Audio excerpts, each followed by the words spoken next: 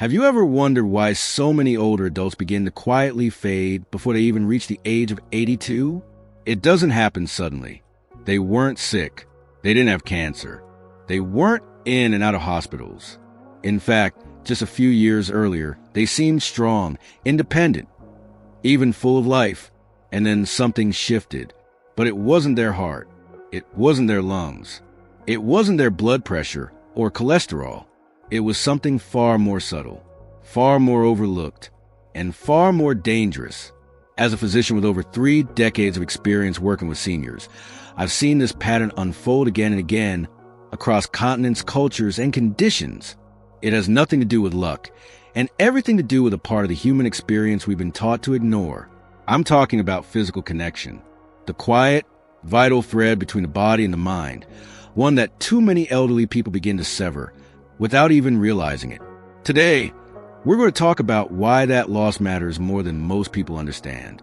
We're going to talk about how reconnecting to something as simple as physical pleasure, whether shared with someone or experienced alone, can protect your brain, support your heart, strengthen your immunity, and extend your life in ways that modern medicine is only beginning to explain. You don't need pills. You don't need painful treatments.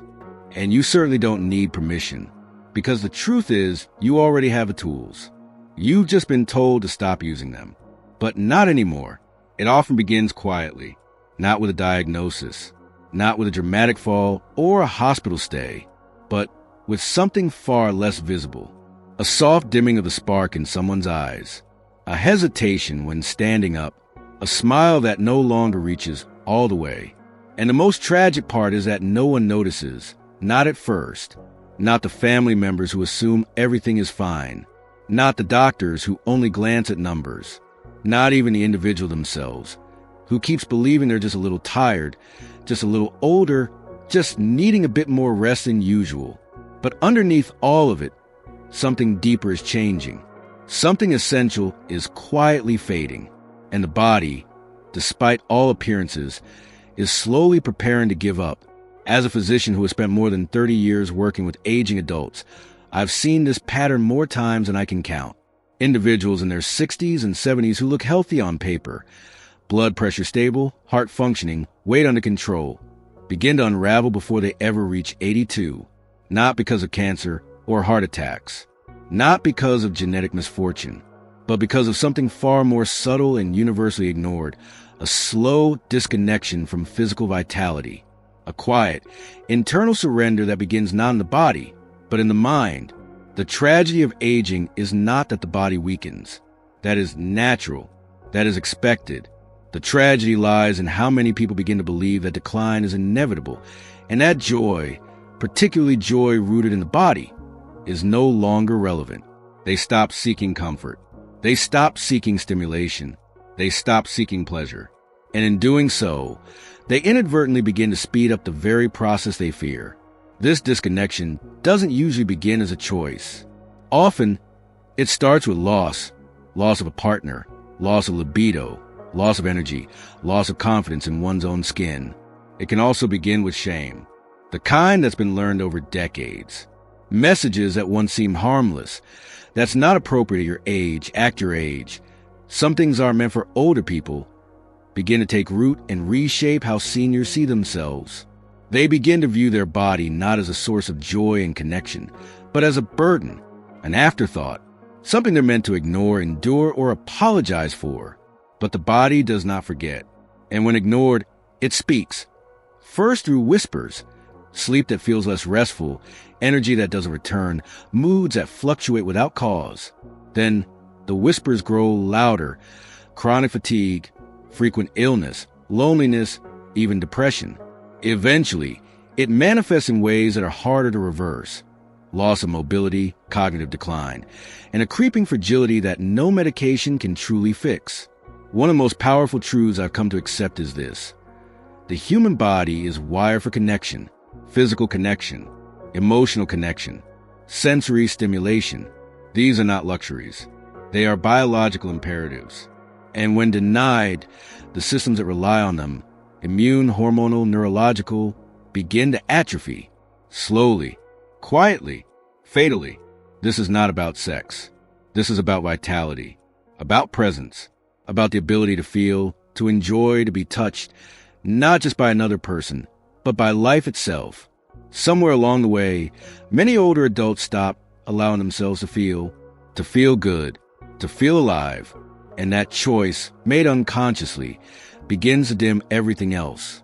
And yet, what if I told you that this drift toward decline is not irreversible? That there is, even now, a path back?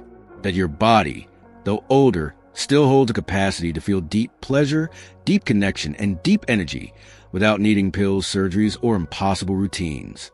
That what you need most may not be a medical breakthrough, but a reconnection to something you already carry within you. You see, the secret to longevity is not just about avoiding death. It's about choosing life, not in the dramatic sense, not through skydiving or climbing mountains, but in the quieter ways, in learning to listen again to your body's whispers, in reawakening the parts of you that were never meant to disappear, in remembering that your body, even now, still has wisdom, still has hunger, still has something to give you. In the coming sections, we will explore how that reconnection begins, not through theory or abstraction, but through simple, grounded steps.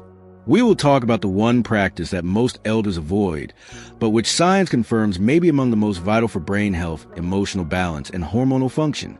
We'll look at the silent epidemic of physical disconnection, the common myths that rob seniors of their vitality, and a powerful step-by-step method for restoring the spark that many assume is lost forever. But for now, let this truth settle in your chest. You are not broken. You are not too late. You are not irrelevant. The fact that you are reading this, still breathing, still searching, still hoping, means that there is life left to be lived. Not just endured, but savored. You are not merely surviving. You are still becoming. By the time most people notice they've begun to disconnect from their physical selves, the body has already started to respond, not with pain or dramatic symptoms, but with a quiet retreat. The body is wise. It knows when it is no longer welcomed as a source of joy or attention. It knows when it is being ignored, not just medically, but emotionally. And over time, it begins to shut down, not out of malfunction, but out of adaptation. The skin grows less sensitive. The appetite changes. Breathing becomes more shallow, even when there's no illness to explain it. Muscles lose not just strength, but tone, the subtle tension that keeps the body alive, expressive, responsive. Posture collapses inward. The back curls. The eyes lose their sharpness. But none of this is random. These are the physical signatures of someone who has stopped engaging with their own body, someone who is drifting not from health, but from vitality. We have, as a society, become very good at managing illness. We know how to monitor blood sugar, reduce cholesterol, regulate blood pressure. But we have grown tragically silent about the role of desire, of pleasure, of bodily joy, especially in the lives of older adults. And this silence is not neutral. It is corrosive. It teaches people that aging is about survival, not enjoyment. That dignity means retreating from touch. That respectability requires a kind of numbness. But here's the truth most people don't hear until it's too late. When the body is no longer stimulated, it begins to decay faster, not just in obvious ways, but neurologically, emotionally, and hormonally. Studies show that regular sensory engagement, touch, warmth, movement, even intimacy, improves memory retention, reduces inflammation, balances mood, and boosts immunity. In other words, what we label as indulgence is, in fact, maintenance. The brain, in particular, thrives on stimulation, not just puzzles or reading or conversation, but tactile experience, touch, softness, texture, temperature. All of these things send signals to the nervous system, reinforcing the body's presence in the world. When these signals fade, the brain begins to misinterpret the body's status. It assumes that less input means less relevance, and it begins to shift energy elsewhere, usually toward maintenance, not growth. It's why so many people, once they stop being physically expressive, once they stop dancing, touching, stretching, exploring, begin to feel foggy. Not depressed necessarily, just distant, flat, like life is happening a few inches away from their skin. But here's what makes this most painful. Many seniors don't know they've made that shift. They don't remember the exact moment they stopped caring for their body beyond hygiene or basic health. They don't remember when comfort became more important than sensation, when routine replaced curiosity, when sitting became easier than moving. And because no one talks about it, they assume it's just part of getting older. But aging doesn't have to mean disengagement. It doesn't have to mean withdrawal.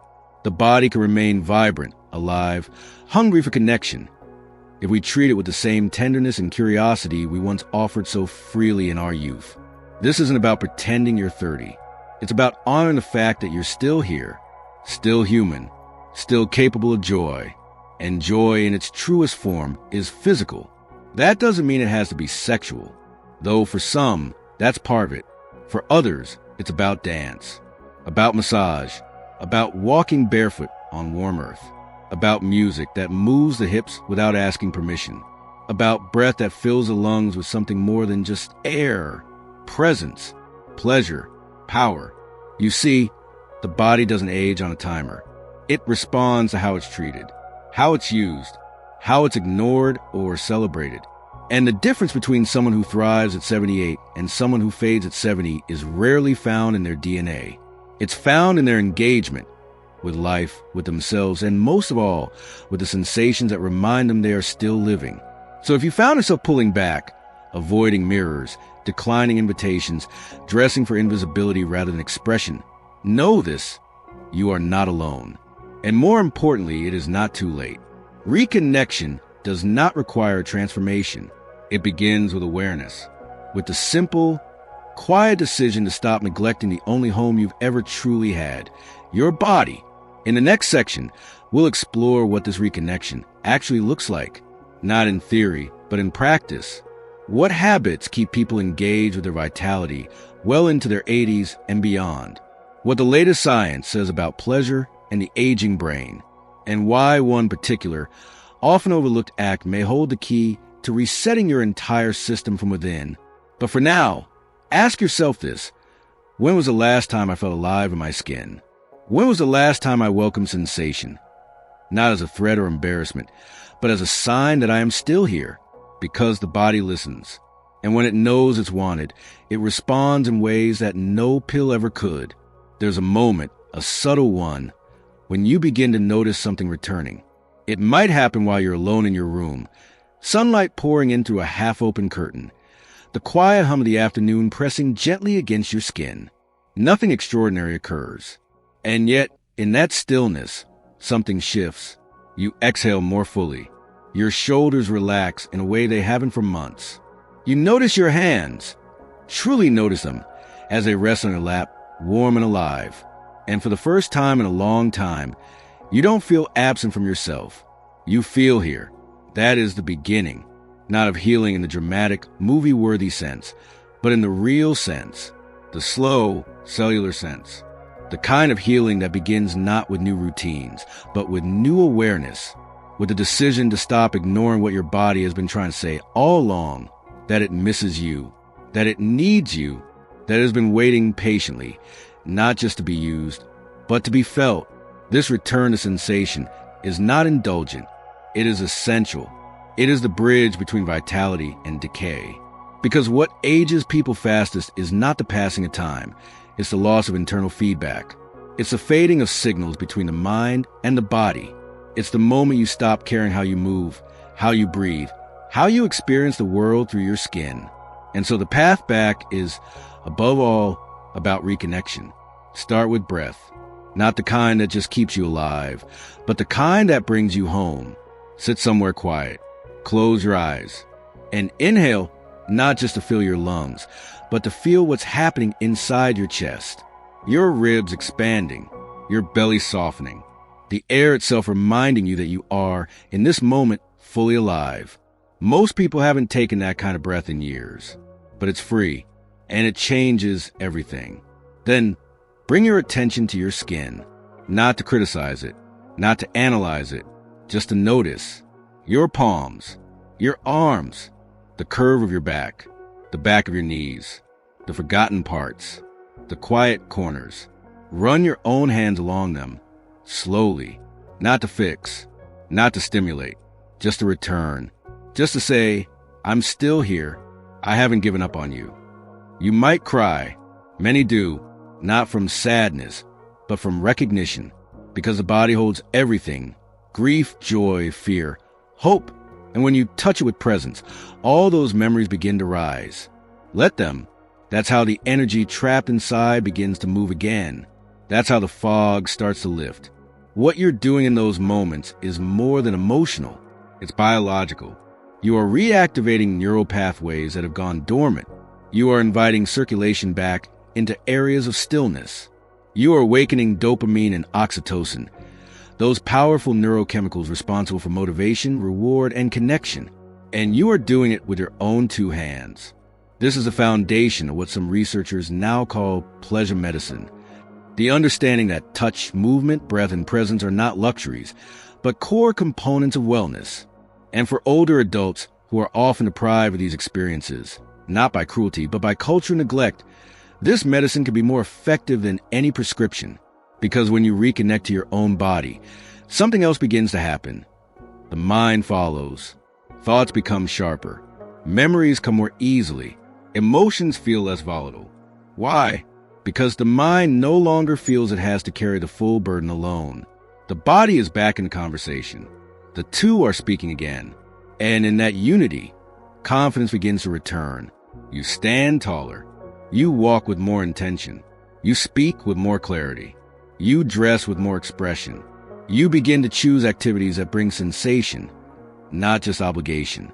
You cook not to eat, but to enjoy. You walk not to exercise, but to feel the rhythm of your legs. You dance, not for others, but for the pleasure of movement, and the people around you notice. Not because you become someone new, but because you return to someone real. This is not a fantasy. This is biology. This is what happens when you stop living in your head and begin living in your body again. And for those who feel isolated, disconnected, or even ashamed of their aging bodies, this is where the healing begins, not in changing your appearance, but in changing your relationship to it, by making peace with the skin you're in, by learning to inhabit it again, not as a burden, but as a bridge. In the next and final section, we will explore the practice that ties all of this together, the one habit that elderly people often ignore, but that may hold the key to reigniting hormonal balance, emotional stability, and deep, sustaining joy. But for now, return to your breath, return to your hands, return to the truth that you were never meant to disconnect. You were meant to feel, and feeling, when embraced fully, becomes the very thing that keeps you young. In the quiet corners of my practice, I have seen miracles, though not the kind you might expect. Not sudden recoveries or dramatic reversals, but something more subtle, more dignified. I have seen men and women in their 70s, 80s, and beyond come back to life, not because of new medication, but because of a decision to no longer live outside their own skin, a decision to reclaim their body not as an object, not as a machine, but as a source of meaning, beauty, and connection. What made the difference wasn't surgery. It wasn't money. It wasn't even external support. It was touch. Consistent, conscious, intentional touch. Not necessarily from a partner. Not necessarily in an intimate context, but a form of contact rooted in presence, in listening, in returning. This could be as simple as applying oil to one's own skin after a warm bath. As simple as running one's hands over tired legs, not with judgment, but with care. As simple as placing one palm over the heart and staying there long enough to feel the rhythm of life still pulsing underneath. This is what I call the practice of self-contact. And it may be the most overlooked medicine in the life of the elderly. When practiced regularly, it becomes a ritual, a conversation between body and mind. It tells the nervous system, I am safe. It tells the hormones, I am needed. It tells the muscles, you are remembered. And over time, this simple act begins to change the way a person sees themselves. They walk differently. They dress differently. They speak with more authority. Because they are no longer performing life from the outside. They are living it from within. Science supports this. Regular self-contact has been shown to reduce cortisol levels, stabilize heart rate variability, improve sleep quality, and even reduce feelings of loneliness. But beyond the data lies something deeper, the restoration of dignity, the internal, unshakable knowing that you are not finished, that there is still wonder in your skin, that there is still time to feel. You see, we live in a culture that trains us to detach from our bodies the moment they stop conforming to youthful ideals. We are taught to medicate discomfort, to suppress desire, to tolerate disconnection as if it were noble. But there is no nobility in numbness. There is no dignity in disassociation. True aging is not about withdrawal. It is about refinement. And what gets refined when honored becomes sacred. The body is sacred. And your ability to feel pleasure, warmth, softness, power, that is sacred too. If you have spent years disconnected from this truth, let this be your return. Let this be the moment you decide that numbness is not your story, that silence is not your destiny, that invisibility, no matter how gently it crept in, will not be how you are remembered. You do not need permission to come back to yourself. You do not need a partner. You do not need youth. You need only presence. And the willingness to say yes to your own life, not someday, but now. In these final years, months, or decades, however much time you've left, what matters most is not what you accumulate, not what you fix, not what you regret. What matters is how fully you are willing to inhabit the body you've been given, to fill it with breath, to move it with care, to touch it with reverence, to let it be a source of aliveness rather than a symbol of decline. And when that happens, when you return fully, you begin to emit something unmistakable.